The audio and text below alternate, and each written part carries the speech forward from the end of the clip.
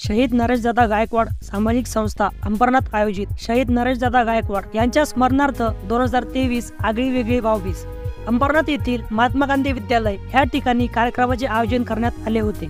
गोरगरीब महिलांसाठी साडी व मिठाईचे वाटप करण्यात आले। जवळपास 5 ते 6 हजार महिलांनी साडी व मिठाईचा लाभ घेतला।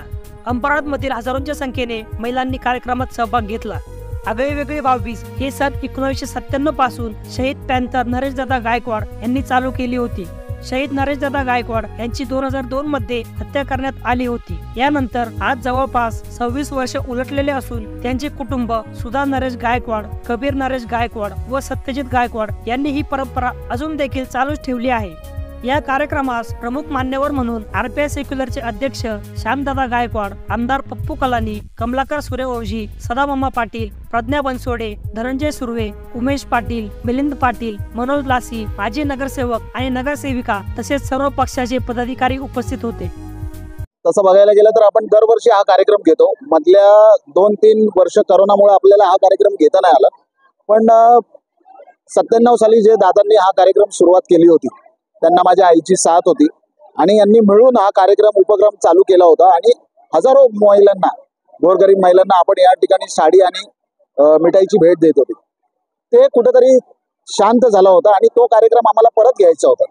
तर त्याच्यामुळे मी, माझ्या भावानी, आईने परत एक पुढाकार घेऊन हा कार्यक्रम सुरुवात केला 2017 मध्ये आणि आता परत 2 वर्षानंतरच्या गॅप नंतर आज पण हा कार्यक्रम घेतला आणि तुम्ही बघाल त्याच उत्साहाने लोक या कार्यक्रमाला हजर राहिली आणि प्रत्येक पक्षाचे लोक इथे येऊन गेले आणि प्रत्येक वस्तीतले बाया, गोरगरीब जे बाया आहेत ते येऊन दादांची आठवण म्हणून एक सप्रेम भेट आमच्याकडनं घेऊन जात राहतात। प्रयत्न करणार आहेत। आश्वासन नव्हता तो, पण एक खात्रीपूर्वक माझा जबाब होता असं पण तुम्ही बोलू शकता। आम्ही शहीद नरेश गायकवाड संघटनेच्या माध्यमातून आता येणाऱ्या वर्षामध्ये जे जे प्रलंबित विषय असतील त्यांना न्याय देण्याचं काम जनतेसाठी 100% करणार आणि त्याच्यासाठी मैदानात उतरावं लागलं किंवा रस्त्याची लढाई लढावी लागली तरी पण आम्ही तयार आहोत।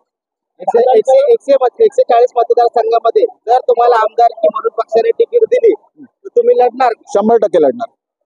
विधानसभेसाठी जर राष्ट्रवादी कार्यरत आहात, बरोबर, राष्ट्रवादी जर त्यांची जी महाविकास आघाडीची त्याच्या बाबतीत जर तुमच्या उमेदवारीचा विचार झाला तर तुम्ही त्या बाबतीत 100% करणार, का नाही विचार करणार।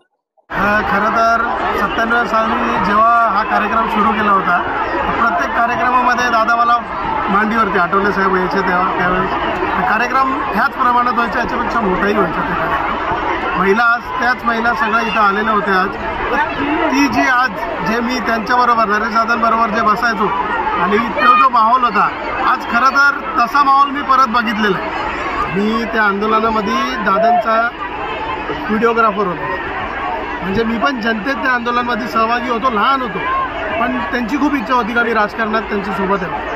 तो जो आंदोलन होता, माझी तशीच इच्छा आहे का त्याच लेवलचं आंदोलन आपण पाहण्यासाठी, विजेसाठी आणि इथं जे लोक जे आता सत्तेवरती जेवढी पण लोक आहेत, ज्या लोकांनी विकासाच्या कामामध्ये अडथळा आणतात त्यांचा जबाब विचारण्याचं काम, जसे कबीरदादा बोलले, शहीद नरेश गायकवाड सामाजिक संस्था जीव परत गेला तरी चालेल, पण विचारायचं काम आमचं आहे आणि आम्ही ते विचारत राहणार शेवट।